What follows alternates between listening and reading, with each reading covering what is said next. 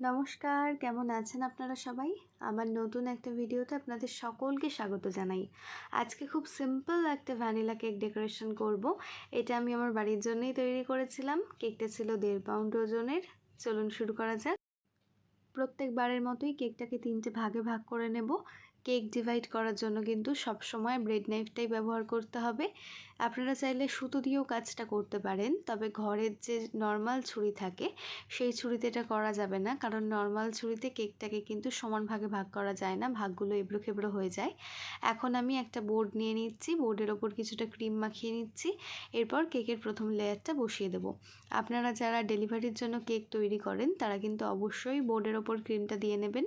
এই ক্ষেত্রে ডেলিভারির সময় কোনোভাবেই বোর্ডের ওপর থেকে কেকটা সরে যাবে না। সুগার সিরাপ দিয়ে দিচ্ছি পরিমাণ মতন। যেহেতু ভ্যানিলা কেক ছিল, সুগার সিরাপটাই ব্যবহার করছি। মিল্কও ব্যবহার করা যায়, তবে আমি সুগার সিরাপটাই ব্যবহার করেছি। এতে করে কিন্তু টেস্টে কোনো রকমের কোনো পার্থক্য আসে না। তবে এখানে কোনো লিকুইড ব্যবহার না করলে কেকটা অনেক বেশি ড্রাই হয়ে যায়। পাইপিং ব্যাগের সাহায্যে আমি ক্রিমটা দিয়ে নিচ্ছি। আমি সবসময় পাইপিং ব্যাগের সাহায্যেই ক্রিমটা দিই, এবং আপনাদেরও আমি বলি যে পাইপিং ব্যাগটাই ব্যবহার করবেন, তাহলে কেকে খুব তাড়াতাড়ি ফিনিশিং আনা যায় এবং ক্রিমের পরিমাণটাও খুব কম লাগে। এখন একটা প্যালেট নাইফের সাহায্যে ভালোভাবে স্মুথ করে নিয়ে কেকের দ্বিতীয় লেয়ারটা বসিয়ে দিলাম। আমাদের বাড়িতে বেশিরভাগ সময় ভ্যানিলা কেকটাই তৈরি করা হয়। চকলেট কেকও তৈরি করা হয়, তবে ভ্যানিলা কেকটা একটু বেশিই তৈরি করা হয়, কারণ আমি যে রকম পদ্ধতিতে ভ্যানিলা কেকটা তৈরি করে থাকি সেই ক্ষেত্রে ভ্যানিলা কেকের টেস্ট অনেক বেশি ভালো লাগে। আপনারা আমার স্পঞ্জ কেকের রেসিপিগুলো ট্রাই করতে পারেন, আশা করি আপনাদেরও খুব ভালো লাগবে।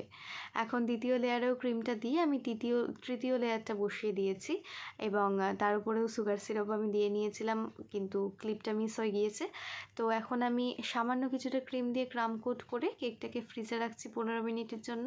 ফ্রিজ থেকে বের করে এখন আমি কেকটাকে দুটো ডুয়াল কালার দিয়ে সাইডের ফ্রস্টিংটা করব। হালকা একটা পিঙ্ক কালার নিয়ে নিয়েছি, আর ওপরে কিছুটা হোয়াইট কালার দেবো। এরকম ডুয়াল এফেক্টটা দেখতে কিন্তু ভীষণ ভালো লাগে, বেশ স্নিগ্ধ একটা ব্যাপার থাকে। আপনারা চাইলে এখানে অনেকগুলো কালার দিয়েও এইটা করতে পারেন, দেখতে আরও বেশি সুন্দর লাগবে। আমাদের ভিডিওগুলো আপনাদের কেমন লাগছে অবশ্যই কমেন্ট করে জানাবেন। চাইলে আপনাদের কোনো বেকার্স বন্ধুদের সঙ্গে শেয়ার করতে পারেন, আশা করি তাদের কোনো উপকারে আসবে। আর ভালো লাগলে প্লিজ আমাদের চ্যানেলটা সাবস্ক্রাইব করে আমাদের পাশে থাকার অনুরোধ রইল। আপনারা যদি আমার কাছে কেক বানানো শিখতে চান, অথবা চকলেটের ক্লাস করতে চান, অথবা আমার কাছে কেকের অর্ডার করতে চান, সেই ক্ষেত্রে আমাদের ফেসবুক পেজে নক করতে পারেন। পেজের লিঙ্কটা ডেসক্রিপশন বক্সে দেওয়া থাকবে। সাইডে খুব ভালোভাবে স্ক্র্যাপার দিয়ে ফিনিশিং দিয়ে নিয়েছি, এবং তারপর একটা জিগজ্যাগ স্ক্র্যাপার দিয়ে ডিজাইনটা করে নিয়েছি। ওপরে খুব সামান্য পরিমাণে ক্রিম ব্যবহার করছি, কারণ পুরোটাই একটা ফ্লোরাল ডেকোরেশন করব, তাই এক্সট্রা ক্রিম থাকলে খুব বেশি ক্রিমের টেস্টটা বোঝা যায়, সেই ক্ষেত্রে স্পঞ্জের টেস্টটা একদম হারিয়ে যায়। তাই খুব কম পরিমাণেই ক্রিম ব্যবহার করে কেক ফিনিশিং করার চেষ্টা করি আমি। ভালোভাবে ওপরটা স্মুথ করে নিচ্ছি। যতটা পরিমাণে ক্রিম তুলে ফেলা যায় আমি সেই চেষ্টাই করছি, খুব বেশি ক্রিম যাতে না থাকে। আমি আমার প্রত্যেকটা ভিডিওতেই চেষ্টা করি আপনাদের সাথে নতুন কিছু শেয়ার করার, নতুন কিছু জানানোর।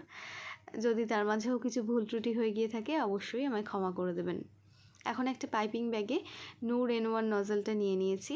এটাকে কিন্তু একটা অল ইন ওয়ান নজল বলা যায়। আপনারা যারা নতুন কেক বানানো শিখছেন, এই নজলটা মোটামুটি আপনাদের কাছে রাখলে কিন্তু আপনারা অনেক রকমের ডেকোরেশন এটা দিয়েই করতে পারবেন। এখন পাইপিং ব্যাগে আমি দুটো কালার একসঙ্গে নিয়ে নিয়েছি, অর্ধেকটা হোয়াইট এবং অর্ধেকটা পিঙ্ক। এটা দিয়ে খুব সুন্দর একটা ডুয়াল এফেক্ট আসে। প্রত্যেকটা ফুলের মধ্যেই হালকা কিছুটা সাদা, হালকা কিছুটা গোলাপি, এরকম একটা ভাব থাকে। এটা দেখতে ভীষণ সুন্দর লাগে। আপনারা ট্রাই করতে পারেন, বা আপনারা চাইলে দুটো আলাদা পাইপিং ব্যাগও ব্যবহার করতে পারেন। এখন আমি পুরোটাতেই এই ফ্লাওয়ারটা করে নিয়েছি, একটু বড় বড় করে ফ্লাওয়ারগুলো করেছি, আর বেশিরভাগ ক্ষেত্রে আমি হাফ রোজ করে থাকি, তবে এই ক্ষেত্রে ফুল করেছি। এবং সামনে একটা হ্যাপি বার্থডে ট্যাগ দিয়ে দিচ্ছি, যেহেতু ওপরটা একটা ফ্লোরাল ডেকোরেশন, ওপরে আর আমি ট্যাগটা দিইনি, কারণ সামনেটা খালিই থাকবে। আর ওপরে কয়েকটা আমি চকলেট টপার বসিয়ে দিচ্ছি। চকলেট টপারগুলো কিন্তু আমি চকলেটের মোল্ডেই তৈরি করে নিয়েছি, হোয়াইট চকলেটের সাথে সামান্য কিছুটা পিঙ্ক ফুড কালার ইউজ করে। ওপরে কিছুটা সুগার বল ছড়িয়ে দিচ্ছি। এগুলো একদম এডিবল পার্ল, এগুলো কিন্তু খাওয়া যায়, খুব সুন্দর দেখতে লাগে। এগুলো দিয়ে ডেকোরেশন করলে বিভিন্ন সাইজের এগুলো কিনতে পাওয়া যায়। এই ছিল আজকের ভিডিওটা। কেমন লাগলো অবশ্যই কমেন্ট করে জানাবেন। ভালো লাগলে একটা লাইক করে দিয়ে পাশে থাকার অনুরোধ রইল। দেখা হবে পরবর্তী দিন। ধন্যবাদ।